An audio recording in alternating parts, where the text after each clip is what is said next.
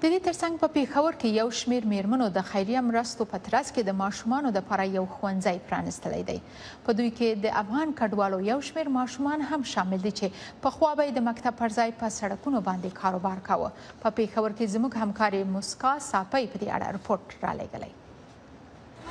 په پېښور کې بېوزلو ماشومانو ته په اجاله نومي ښوونځي کې لومړنۍ زده کړې ورکول کیږي. اکثریت یې افغان ماشومان دي.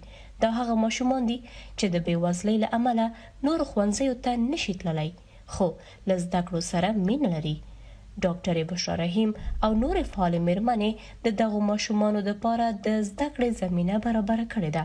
بشرا رحیم وایي چې نه غواړي د ماشومانو راتلونکي له خطر سره مخامخ شي، ځکه نو دوی ته یې د زده کړو زمینه برابره کړې. ډېر شي ریکویسټس به راتلل د ماشومانو طرف نه چې لکه زموږ سکول کې داخلېدل غواړو، نو بیا موږ په دې ماډل سوچو چې موږ کوم لو کاست پرایویټ سکول دی نو هغې سره موږ یو MOU ساین کړلی مختلف سکولونو سره، او هغې ته موږ وی چې تاسو به زموږ ماشومان په سکول کې داخلوئ، دې نه به تاسو هیڅ قسم فیس به نه اخلئ، هیڅ قسم به دوی به مفت کې سبق وي، دوی به تاسو دا احساس هم نه ورکوئ چې لکه دوی په مفت کې سبق وي، دي چې کوم جامه جوړه کتابونه هر څه هغه به مونږ دغه کوو.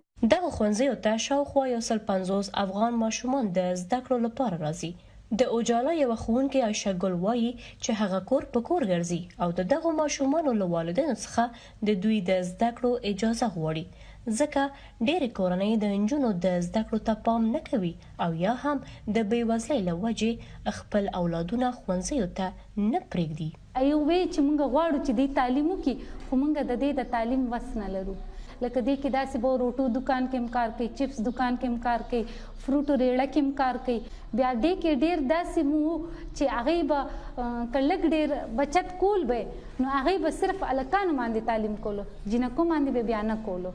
د دې ترڅنګ میرمنې د پېښور په یوه دولتي ښوونځي هغو ماشومانو ته درس ورکوي کوم چې د کور نفقه هم ګټي. دا ماشومان د لومړنیو زده کړو نه وروسته شخصي ښوونځیو ته استول کیږي. پدر من نمیمان که بشه ما بچه رو در مکتب ملیم بر دخترها ضرورت نیست.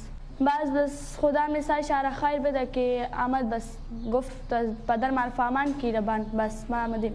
زه سکول نه پاتې شوم، ما اوس موسیقي خبره به چې دې سکول نه خبر شوم، دې سکول کې ما ډیر کار زده کوم. په داسې حال کې چې په پېښور کې سلګونه افغان ماشومان د بېلابېلو ستونزو له امله له زده کړو بې برخې دي، په دې ښوونځي کې ماشومانو ته د تعلیم ترڅنګ د ډوډۍ بندوبست شوی او د نورو اړتیاو په پوره کولو کې هم ورسره همکاري کیږي.